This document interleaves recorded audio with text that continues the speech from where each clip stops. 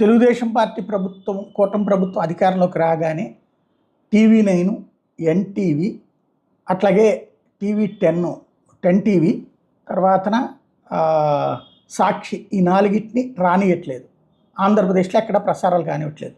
గతంలో వైసీపీ అధికారంలోకి రాగానే ఏబిఎన్, ఈటీవీ, ఈ రెండింటిని ప్రధాన టీవీ5 వీటిని రానియలేదు.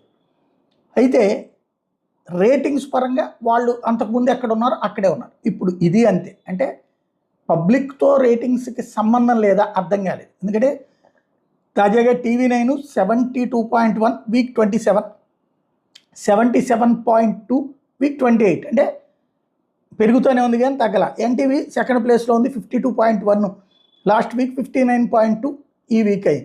టీవీ5 వీళ్ళకి సగమే ఉంటుంది, బట్ థర్డ్ ప్లేస్లోనే ఉంటుంది.